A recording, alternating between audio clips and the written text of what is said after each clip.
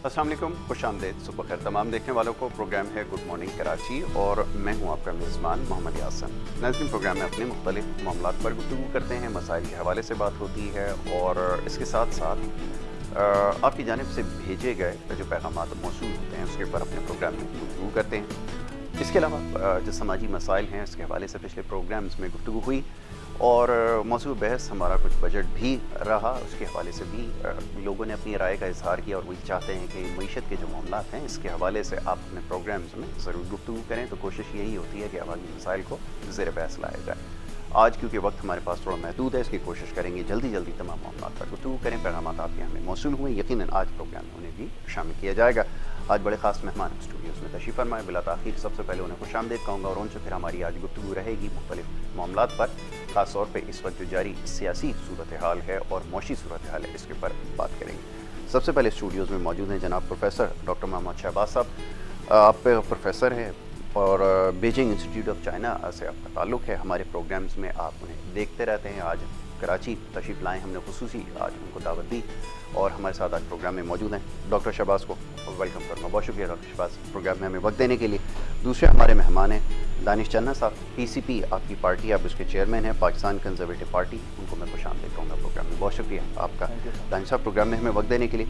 Doctor साहब, सबसे पहले गुफ्तगू का आगाज़ आपके साथ। इस वक्त जो मौजू ज़ेर बहस है जिसके ऊपर सबसे ज़्यादा पैगामात मौसूल हो रहे हैं, वो जो बजट इस वक्त पेश किया गया, मैं चाहूँगा इसके ऊपर आप अपनी राय दीजिए, क्योंकि आपका ताल्लुक़ मईशत से बड़ा गहरा ताल्लुक़ है और आप ये जो आप रीजन में जो कंट्रीज़ हैं इनका केस स्टडी कर रहे हैं, उनकी मईशत के हवाले से आपने देखा है कि कैसे उनकी मईशत ने तरक्की की।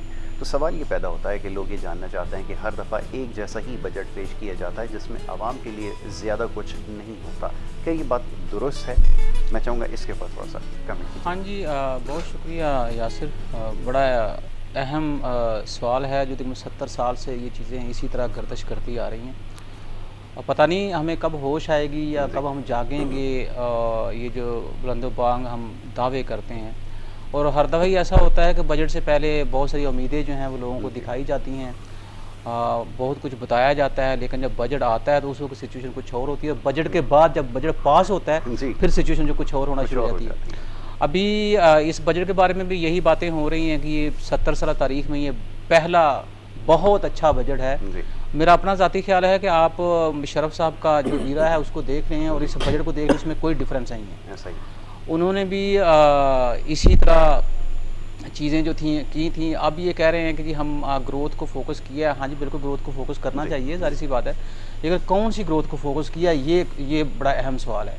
इसमें ये जो शोर मचा रहे हैं, जो गाड़ियाँ हमने सस्ती कर दी हैं, हमने किसानों को जो है वो इंटरेस्ट फ्री लोन देना शुरू कर दिए हैं, कोई 1 से 1.5 लाख रुपया या 2 लाख रुपया।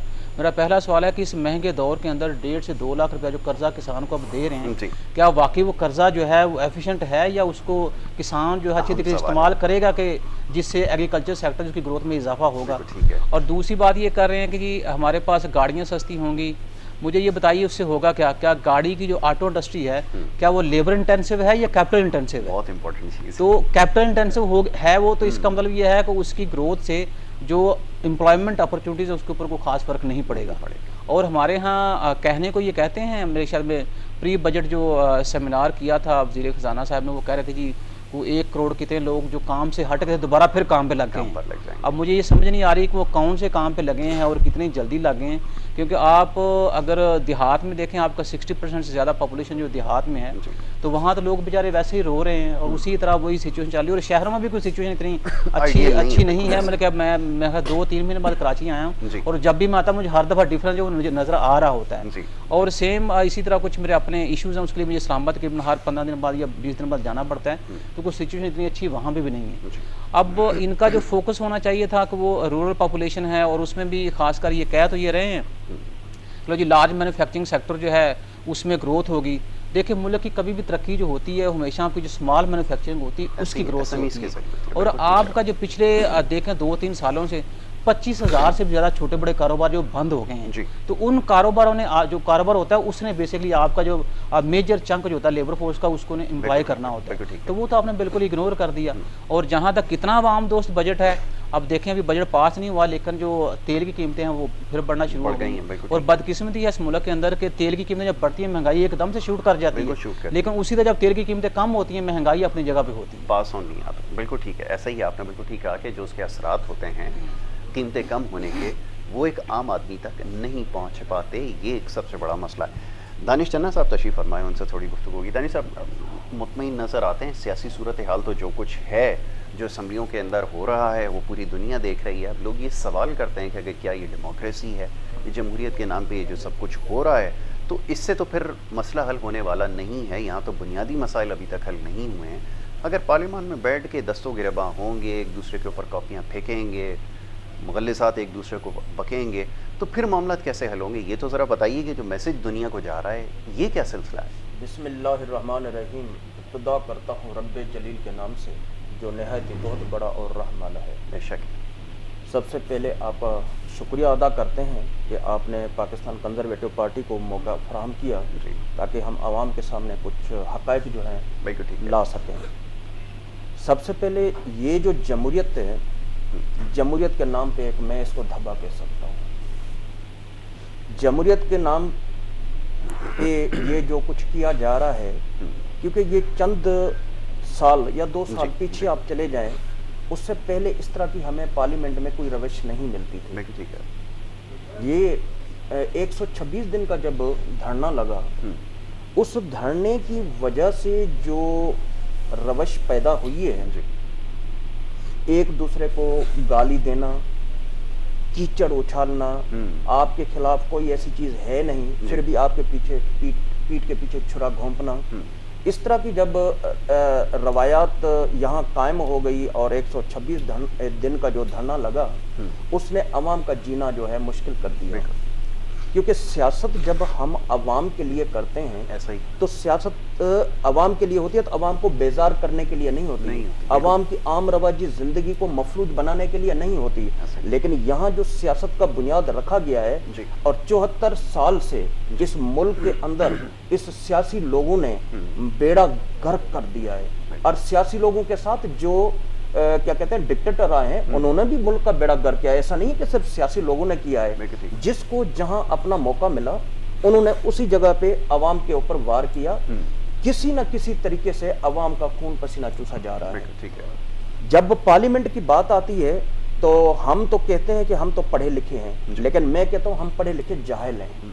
उससे ज्यादा अदाब जो हैं, जो हमारा जो क्या कहते हैं 60% या 70% जो जहालत की दौर में गुजर रहा है, गरीब बंदा हमारा, वो उसके पास हमारे से ज्यादा अदाब है। अब एक बंदा पार्लियामेंट में चला जाता है जिनका स्टेटस कौम की तकदीर को तब्दील करने के लिए वह पार्लियामेंट में फैसले किए जाते हैं। जब आप वहां पार्लियामेंट में बैठ के 22 करोड़ अवाम के लिए फैसले करेंगे, उनकी करने के लिए फैसले करेंगे, उनके मुस्तकबिल के लिए आप फैसले करेंगे, तो वहां आप खड़े होकर एक दूसरे को गरिबान को पकड़ते हैं और एक दूसरे को बैठ के गालियां देते हैं। ये रविश है और ये आप मैसेज आने वाली जनरेशन को दे रहे हैं। जब आप आने वाली जनरेशन को इस तरह का मैसेज देंगे तो आगे चल के इससे ज्यादा बदतर हमारा हाल होना है। इन्होंने सियासत की तबाही के किनारे के पहुंचा दिया है। सियासत का मतलब है फिला बाबूद, यहाँ सियासत जो है बिजनेस कल्चर हो चुकी है। इसी वजह से ये पाकिस्तान कंजर्वेटिव पार्टी मैदान अमल में आई है, क्योंकि हम बिजनेस कल्चर को खत्म करना चाहते हैं। हम वो कल्चर लेकर आना चाहते हैं जिसमें पाक मोहम्मद ने इस मुल्क के अंदर वो नाफिजुल अमल किया था और अवाम की फलाह बहबूद के लिए उन्होंने काम किए थे और अवाम को इंसान बनाया था। यहाँ हम इंसान नहीं है, हमें इंसान बनाना है। हम अवाम की फलाह बहबूद के लिए काम करना है। अवाम की रोजमर्रा की जो जिंदगी है उसको मफलूज नहीं बनाना। हमें अवाम के जो बुनियादी हकूक हैं जो पैमाल किए जा रहे हैं, हमें उनको तहफ़्फ़ुज़ फराहम करना है।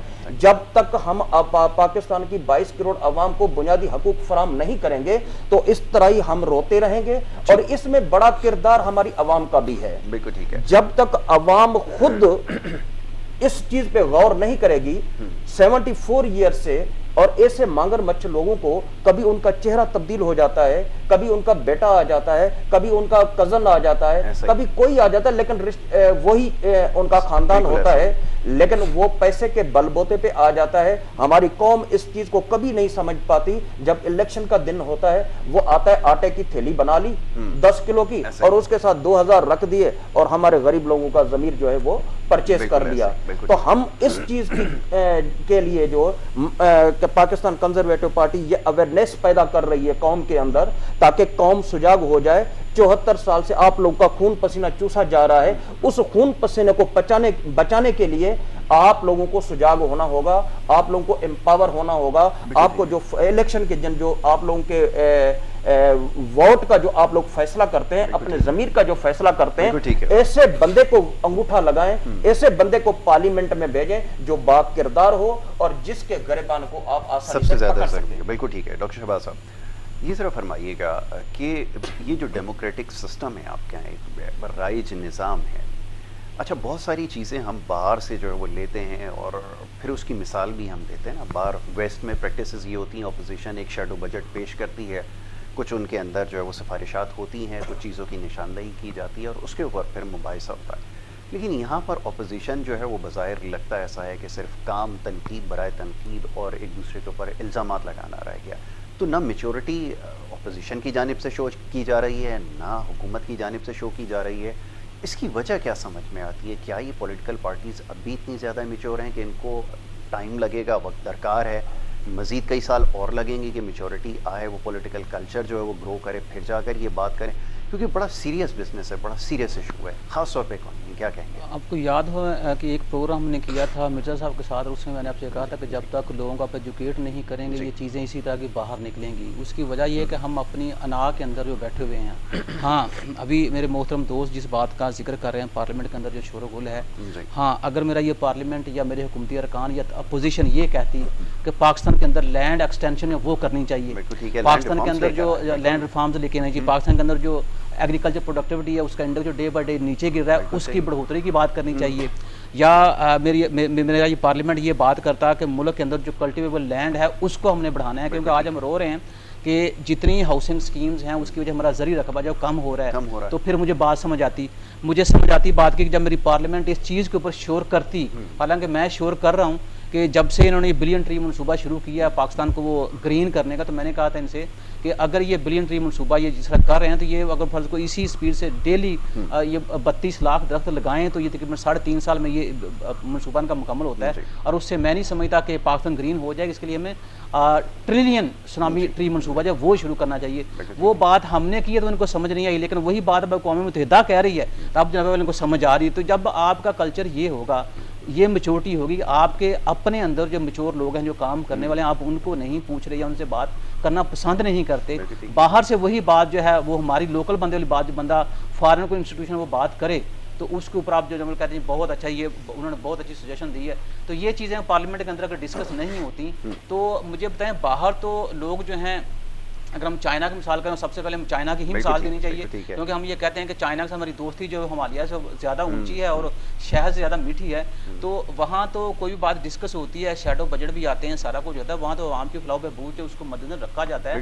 اور آپ یہ دیکھیں جیسے بھی اپنے پچھلے سیگمنٹ میں بات کی تھی کہ جو ریجنل ہمارا انفلیشن ہے, ریجنل گروتھ ہے, وہ دیکھیں وہ آپ کو نظر آ رہی ہے. ہمارا کزن ملک بنگلہ دیش جو آج ہم سے بہت زیادہ آگے نکل گیا ہے. ہمارے 20 ارب US کے جو وہ ہیں فارن جمع, ہم اس کے اوپر بہت اتراتے ہیں, وہ 45 ارب سے بھی آگے نکل گیا ہے. تو یہ چیزیں اگر پارلیمنٹ میں ڈسکس ہوتی تو میں مانتا کہ واقعی پارلیمنٹ میچور ہے.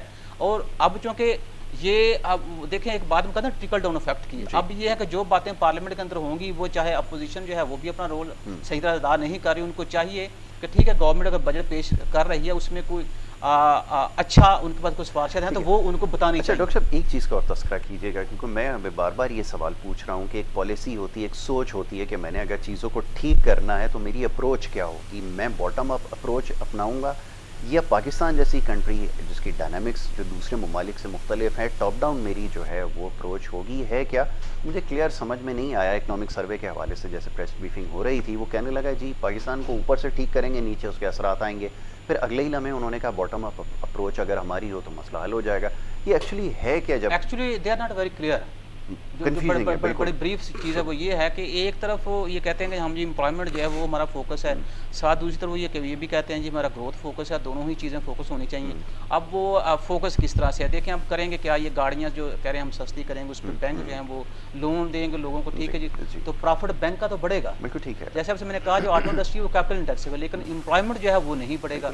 अच्छा, अब दूसरी तरफ ये भी कहना शुरू कर लो जी, देखें जो स्टॉक एक्सचेंज है उसमें देखें बहुत ज़्यादा इंडेक्स उसका बढ़ गया है, इनको ये समझ नहीं आती ये तो फाइनेंशियल बबल है, ये जब आपका दिल करता है आप क्रिएट कर देते हैं, जब आपका दिल करता है आप उसको डाउन करते हैं, और इसका डायरेक्ट लिंक नहीं है इकोनॉमिक अच्छा, पहले जो फाइनेंस मिनिस्टर इस हुकूमत के आए थे उन्होंने सबसे पहले जिस चीज़ को इंडिकेट किया था वो यही था कि स्टॉक मार्केट में जब बहुत तेज़ी से गिरावट आना शुरू हुई तो उन्होंने कहा स्टॉक मार्केट जो है वो नहीं है आपका बैरोमीटर जो रिफ्लेक्ट करता हो कि आपकी, जबकि पूरी दुनिया में जो बैरोमीटर होता है आपकी इकोनॉमी का वो स्टॉक मार्केट समझा जाता है। उस वक्त स्टेट ऑफ डिनाइल में थे, आज वो कहते हैं जी स्टॉक मार्केट प्रोग्रेस करी है, तो आप देखें आपकी इकोनॉमी कहाँ है। लेकिन उसमें एक वजह ये भी देखें, जैसे उन्होंने कहा कि इसका डायरेक्ट लिंक नहीं है, इनडायरेक्ट लिंक लाजमी है, लेकिन आपके स्टॉक मार्केट का ये हाल है कि इधर हसन स्क्वायर जो है वहाँ दंगे हो रहे होते हैं, वहाँ फसाद होते हैं, इधर आपका इंडेक्स जो वो ऊपर चढ़ रहा होता है, हालांकि बिल्कुल चीज़ें रिवर्स होनी चाहिए। तो इस तरह से वो जो आप इसको रीजनल स्टॉक मार्केट के साथ हम कंपेयर करें कि मैं उससे भी डिफरेंस आ जाता है, तो हमें ये भी चीज़ें सोचनी चाहिए। और जहाँ तक बात है, बात उनकी ठीक है, और ये भी मुशर्रफ साहब का ही जुमला है कि जब मैक्रो ठीक होगी तो माइक्रो ऑटोमेटिक ठीक हो जाएगी। अब मसला ये है कि उसके दरमियान में जो लिंक है, जो मैकेनिज्म, उसके ऊपर किसने काम किया। आपने बिल्कुल ठीक कहा, ये बड़ी इंपॉर्टेंट बात है जिसके ऊपर अभी हमारी गुफ्तगू हो रही है। इसके साथ साथ जो दीगर मामलात हैं उसके ऊपर अभी हमने बात करनी। सर से एक ब्रेक लेंगे और ब्रेक के बाद जब वापस आएंगे तो ये गुफ्तगू जारी रखेंगे। आप देखते रहें गुड मॉर्निंग कराची।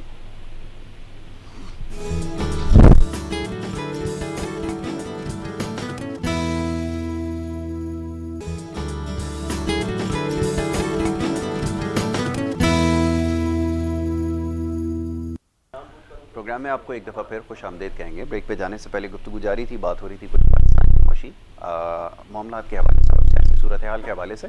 मेहमान हमारे साथ यहाँ पर मौजूद हैं जनाब दानिश चन्ना साहब, उनसे बात होगी कुछ। ब्रेक पे जाने से पहले वो भी शामिल गुफ्तगू थे। जी चन्ना साहब, ये फरमाइए कि ये आपके सामने सारी सूरत हाल है जिसके ऊपर थोड़ी देर पहले भी गुफ्तगू हो रही थी, नताइज कैसे निकल सकते हैं? सवाल ये पैदा होता है कि अगर यही सिलसिला अगर आगे भी जारी रहा, जैसा भी हम देख रहे हैं कि एक दूसरे पर इल्ज़ामात लग रहे हैं, मामला ये है कि इस वक्त अवामी मसाइल इतने ज़्यादा हैं, बहुत सारी चीज़ों के ऊपर काम करना है, जैसे आपको ज़रख़े ज़मीन की ज़रूरत है उसके हवाले से आप काम करें, पानी की कमी का सामना है इसके ऊपर काम करें, रिसोर्सेज नए पैदा करें, जॉब्स क्रिएशन के ऊपर काम करें, मकानों की जो ज़रूरत है जिसके हवाले से बात की गई कि मकानों की ज़रूरियात को पूरा किया जाएगा, उस हवाले से कोई बेहतर पॉलिसी मुरतब करें, लोगों के लिए आसानियाँ पैदा करें। ये मुमकिन नज़र नहीं आ रहा, उसकी वजह क्या है आपके ख्याल में? हमारे काबिल दोस्त ने फरमाया कि गवर्नमेंट ने गाड़ियों की कीमत कम कर दी, आप छोटा सा टैक्स कम करके उसमें 70-80 हज़ार का मेरे ख्याल में डिफरेंट आया है, जो हमने कैलकुलेशन खुद देखी है, 70,000 से 2 लाख के दरमियान जो 800 सीसी पे। अब 70,000 से लेकर 2 लाख तक जो डिफरेंट आया है एक गाड़ी पे, अवाम के साथ एक बिल्कुल मजाक है। जो वो 800 सीसी पहले दौर में इमरान खान के दौर से पहले 5 लाख 6 लाख में मिलती थी, आज वो गाड़ी हमें 16 लाख 17 लाख रुपए में मिल रही है। तो अगर 16-17 लाख में से आपने 2 लाख रुपया कम कर दिया तो कौन सा आपने अवाम पर एहसान कर दिया? एक चीज़ ये। दूसरी चीज़ ये बजट जो है, ये बजट हमें काबिल कबूल नहीं है, अवाम को काबिल कबूल नहीं है, क्योंकि आपने ये पानी की बोतल रखी है। मैं सिंपल से, क्योंकि मैं इधर घुमा फिरा के बात नहीं कर सकता, मैं सिंपल सी बात करूँ, ये बोतल है, बोतल आपने ये 30 रुपए में लाई है, आपने इसमें जो है 7-8 रुपए अपना टैक्स पे करके आए। बिल्कुल ऐसा ही। आप इनडायरेक्टली पूरी कौम के ऊपर जो है एक इनडायरेक्ट टैक्स लगा चुके हैं। हर चीज़ पे एक गरीब बंदा है, एक मजदूर है, एक हारी है जो आम रवाजी ज़िंदगी बसर करने के लिए दिहाड़ी लगाता है, वहाँ से 700-800 रुपया कमा के वो घर आता है, और उसमें 700-800 में से वो 300 रुपया टैक्स में की मद में जो है वो पे कर देता है। वो कैसे करता है? दाल लेने जाता है, दाल पे टैक्स अदा करता है। अगर वो सिगरेट पीता है तो सिगरेट पे वो टैक्स अदा करता है। अगर उसके घर में चाय, ये तो हर घर की ज़रूरत है, चाय पीता है, ज़ाहिर हर बंदा पीता होगा, चीनी खरीदता है, पत्ती खरीदता है, सब पे टैक्स देकर वो बंदा घर तक पहुंचता है, उनका जेब जो है खाली हो जाता है, क्योंकि आम रवाजी जिंदगी उनकी मफलूज बन के रह जाती है और उनके बच्चे जो है भूखे मर जाते हैं। ये स्टेट की जिम्मेदारी है। अगर हम मदीने की रियासत की बात करते हैं, हम अगर अवाम के लिए सियासत करना चाहते हैं तो मदीने की रियासत में कोई बंदा भूखा नहीं सोता था। ये अल्लाह की ज़ात है जो हमारी कौम को, हमारे इंसानों को भूखा नहीं सोने देती। अगर ये इंसानों के हाथ में होता, जिस तरह अभी हमारे मुल्क के अंदर हो रहा है, जिस मुल्क की कैबिनेट में 50% आपकी कैबिनेट जो इम्पोर्टेड लोगों की हो और वो जो बिजनेस कल्चर कर रहे हों और उस बंदों का सेंस सिर्फ अपना ये होता है कि मैं यहाँ से इस 10 रुपए को 20 रुपए कैसे बनाऊं, इसीलिए पाकिस्तान के रुपए को डी वैल्यू करते हुए मईशत को बिल्कुल तबाह करके रखा हुआ है और उसके पीछे किसी और का हाथ नहीं है। IMF तो अपनी जगह पे मौजूद है, लेकिन उस पे हमारे जो मगरमच्छ जो यहाँ बैठे हुए हैं, हमारे जो सियासतदान बैठे हुए हैं और उसके साथ और भी ब्यूरोक्रेट्स भी शामिल होते हैं, तो इनको डी वैल्यू करने का मकसद कुछ और होता है, जो अपनी उनकी जो क्या कहते हैं एसेट पड़े होते हैं उनको बढ़ाना होता है। उसको बढ़ाने के आपको डॉलर, आज आप देखें डॉलर 165 तक पहुंच चुका है और आपका रुपया कितना डी वैल्यू हो चुका है। आप कोरोना के दौरान 2 साल के अंदर आपका डॉलर मजबूत हो गया है, आपका रुपया गिर चुका है। आप यूरोप में जाएं, उनका यूरो जो है मजबूत होता जा रहा है। जहां कोरोना की बात रोई जाए, हमारे अंदर इतना कोरोना है, मैं तो समझता हूं कोरोना ये नहीं है, ये अल्लाह की तरफ से सदियों से एक चीज है, वही नज़ला जुकाम, क्योंकि हमारी अल्लाह की वहदानियत पे यकीन नहीं है। जिस दिन हमारा अल्लाह की वहदानियत पे यकीन होगा, ये चीजें वही हैं जो सदी से पैदा है, नज़ला जुकाम। लेकिन हमने अब उसको एक ऐसा नाम दे दिया है, क्योंकि हम तो एक यहाँ भी बिजनेस कर रहे थे, यहाँ मुल्क के साथ भी गद्दारी कर रहे थे, लेकिन मैं गद्दारी का अल्फाज इस्तेमाल इसीलिए नहीं करूंगा क्योंकि फिर वो हर बंदा ये कहता है कि भाई ये जहां बैठता है वो इस तरह की चीजें कर लेता है। लेकिन ये अवाम को समझना चाहिए गद्दार कौन है, मुल्क के साथ सच्चा कौन है। सर मेरी बात को थोड़ा कंप्लीट होने दें, 1 मिनट में इस मकसद पे आना चाह रहा हूं कि आपका कोरोना के दौरान जहां हजारों अमवात हुई, वहां आपकी मैशत भी बेहतर हुई, वहां आपका उनकी जो है डॉलर जो है वो मजबूत हुआ। जहां 200, 300, 500 के करीब अमवात हुई, जहां पे कोरोना का नामी मतलब कतरे के बराबर, और वहां की मैशत तबाह हो गई और अवाम को बिल्कुल तबाह हो बर्बाद करके रखा है। ठीक है चन्ना साहब, अब मेरे पास क्योंकि वक्त महदूद है, गुफ्तगू ऐसी है, इसके ऊपर मजीद बात हो सकती है, मौजू ऐसा है जिसके ऊपर मजीद गुफ्तगू कर सकते हैं। लेकिन मैं चाहूँगा आखिर में ज़रा डॉक्टर साहब से इस बारे में बात करूँ। डॉक्टर साहब ये फरमाइएगा कि अभी जैसे चन्ना साहब ने गुफ्तगू की है, मसाइल क्योंकि बहुत सारे हैं, इस मुख्तसर नशिस्त में तमाम मसाइल के ऊपर तो बात नहीं हो सकती, लेकिन अब आप क्या समझते हैं? जैसे ये बात हो रही है कि जी हम एक्सपोर्ट लेड पॉलिसी बना देंगे और ये हो जाएगा, सिर्फ सवाल एक बुनियादी सवाल ये है, क्या मुमकिन नज़र आता है? ये जो प्रोवाइडेड सर्कमस्टांसेस हैं उसमें बहुत सारी चीज़ों के ऊपर हमने क्वेश्चन मार्क खुद ही लगा दिया।